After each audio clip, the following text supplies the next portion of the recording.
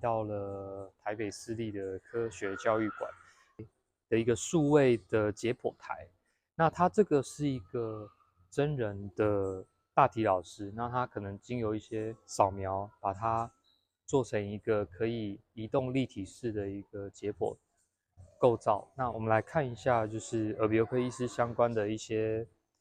解剖构造，还有手术可能会看到哪些地方。好，那我们可以看到这个就是鼻窦，这个就是蝶窦。好，蝶窦就是鼻窦的一部分，它是鼻黏膜。这个呢就是我们舌头的侧面下颌骨。那这个呢就是我们舌底的肌肉，也叫做下颌舌骨肌，那就是我们舌头底部的一个肌肉。那通常我们呼吸中止的手术，我们通常会处理这一块，这个叫软腭，也叫做腭扁桃体，就是我们讲的扁桃腺。那通常我们做呼吸中止的时候，就是把这个软腭的部分，把它往前拉，让这个我们呼吸的空间呢，可以比较出来。那再来还有一个舌头的构造，通常我们呼吸中止的时候，整个舌头它也会往后倒，舌扁条。刚刚的我们一般讲的扁桃腺叫做腭扁条，它是比较两边。那这个舌扁条就是我们讲的舌根的位置了，好，这个舌根的位置。那有些人他如果舌头比较大呢，或者是他舌根比较肥厚，或是舌扁桃体比较肥厚，我们就会用达文西手术，把这个部分稍微把它切掉一部分。好，那包括刚刚讲的软腭往前拉，我们的舌扁桃体切掉，那我们整个这个呼吸口咽的空间就会变得比较大，那我们的气流就有办法直接进到我们的气管，就比较不会有呼吸中止发生的状况。那之前也有一些手术呢，可能有些医师把这个舌头用一些缝线呢，把它往前拉，固定在这个下颌骨内侧的位置。所以这个手术对于一些舌头比较大，或是舌头容易后倒的病人，也有些医生会做这个手术。那大部分的手术就刚刚讲的是做这个我们叫软腭的部分，会把它往前往外拉，让它不要往后倒，这个空间就会出来。这样就是处理这个悬雍垂和我们腭扁桃体的部分，所以全名就叫做悬雍垂腭咽成型手术。那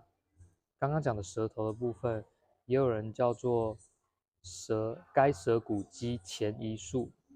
就是刚刚讲的用缝线把舌头往前拉的手术。那用达文西的那个手术，我们叫做舌根的剪肌手术，都是呼吸中止症可能会做到的手术之一，就是软腭在这个地方，这个就是我们呼吸道的一个软腭的地方，还有舌根的地方，这些地方往后倒呢，就会压迫到我们这个蓝色的空间。好，你看这个蓝色的地方，从鼻子啊一直到气管，发现气管这边很粗，对不对？鼻子这边也比较宽。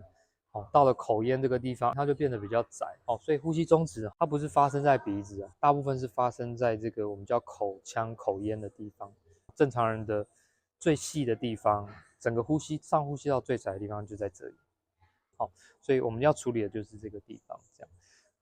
那至于鼻子的手术，我们通常会处理这个我们叫做下鼻甲。那下鼻甲就是大概是我现在画的这一块地方。下鼻甲的黏膜肥厚，它也会让我们鼻腔的空间被那个黏膜整个塞满，所以我们通常都会稍微切掉一部分，类似这样，稍微把下鼻甲稍微削掉一部分的体积，大概1/2到1/3。那这个体积减小了，你的鼻子就会比较通畅，这样子。这个黄黄的东西就是脂肪啦，所以为什么胖的人比较容易会有呼吸中止？你可以看到，在还没有叠上油的时候，我们的整个呼吸道看起来都好像比较大，对不对？整个呼吸道比较大，你看慢慢的再把油叠上来，你可以看到增加的黄色的部分都是我们口腔啊，还有一些脖子的油。你看慢慢的越叠越多，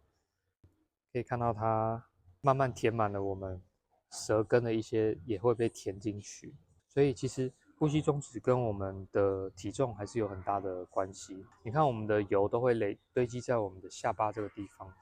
那有一些也会累积在舌根的这个地方，所以其实只要能够减重一部分的体重其实这个地方的油都会慢慢的会变得比较少，所以也会改善我们呼吸中止的症状。